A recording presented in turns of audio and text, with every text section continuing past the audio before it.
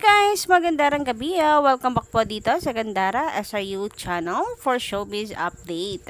Andito na naman nga po akong muli ang nagmamaganda ninyong kachismosa Kim Pao upang maghatid ng latest update and fresh happenings patungkol po sa dalawa.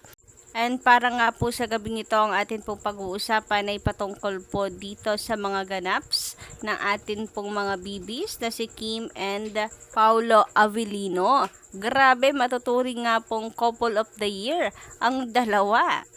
But before that, sa mga hindi pa po nakaka-subscribe, just click the subscribe button and notification bell para maging updated po kayo at ma-notify tuwing may bago po tayong mga balita.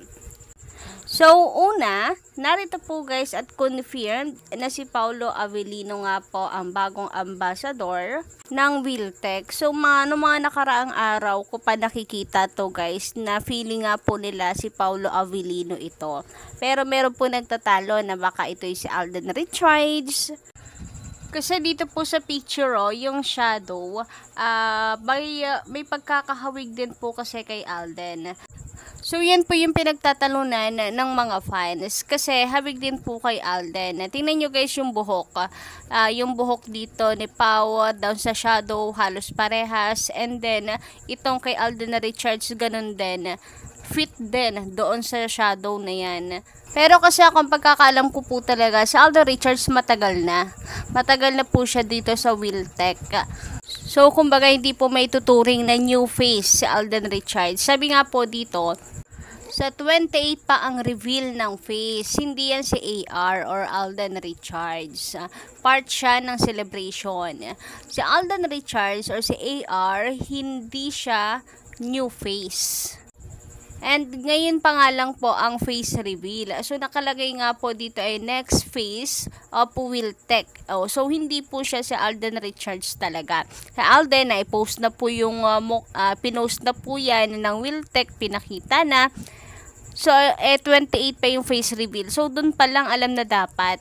Anyway, so ngayong araw nga po yun 28 at eto na nga si Paolo Avellino confirm siya po ang new face ng Wiltec. Nakakatuwa, ang dami pong blessings. Kahapon si Kimi may pa-update sa kanya pong ganap na meron po siyang shoot. Ngayon naman po si Paolo Avellino. Grabe, nakakaloka, ang dami pong ganap nung dalawa. Matuturing pong couple of the year kasi nag-uumapaw po talaga yung mga blessings nila sunod-sunod. Blessings after blessing po talaga silang dalawa ngayon.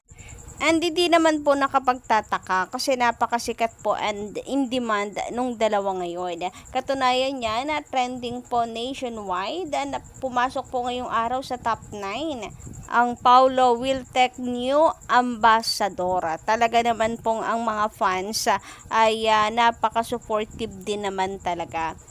And speaking of supportive, nako eto na nga po guys, hindi lamang po yan ang pasok sa trending ngayong araw. Dahil katunayan yan, napakarami pong pa-hashtag po ngayon, talagang pinakyaw na po ng Kim Pao ang trending list.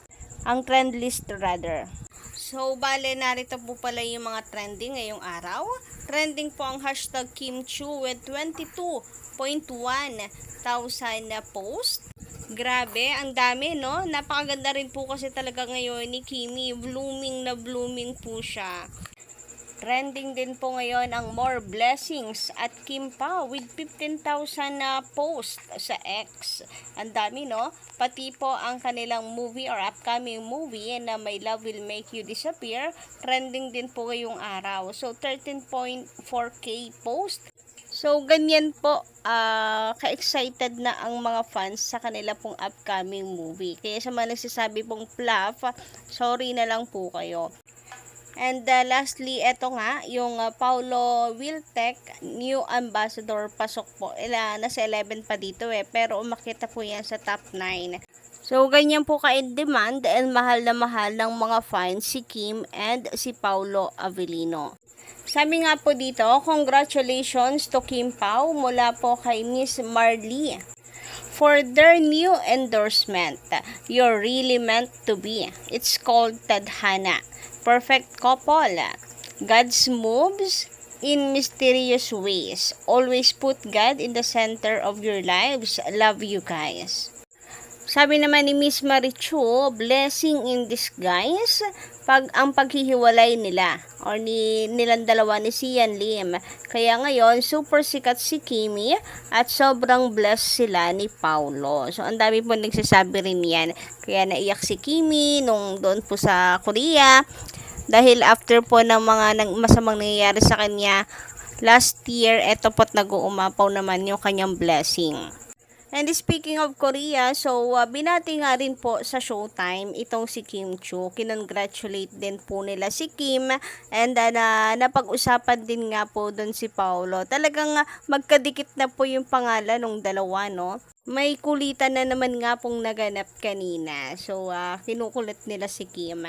Anyway, speaking of Papi Pao, meron naman pong until now hindi pa rin po nakaka-move on dun sa kwento ni Kim na nag-send pa ng video si Papi Paulo sa kanya para lamang ipaalam na nanonood siya. So, sino nga ba naman ang hindi po makaka-move on? Na for sure pati rin po kayo hindi rin nakaka-move on kasi nakakakilig naman po talaga and nakakatawa na sinishare ito ni Kimi sa kanyang mga fans. Sabi nga dito, ganito ba yung sinend? Kimi Siu Chu? Sa TV nila pa din ako, help! So, ito nga po yung video na shinare niya. Share din po natin sa inyo. Para lahat po tayo kiligin.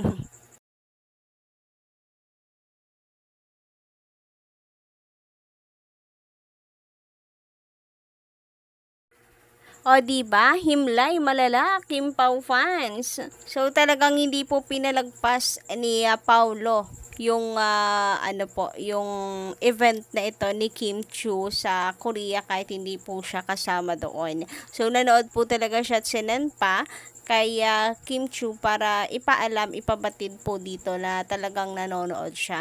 And alangan naman nga, sabi po ng mga fans, alangan naman nga ipagpaliban ito ni Paulo. Napakaganda po ni Kim Chiu nung araw na yan. Well, araw-araw naman. Pero talagang pinag-usapan po yung beauty niya sa Korea.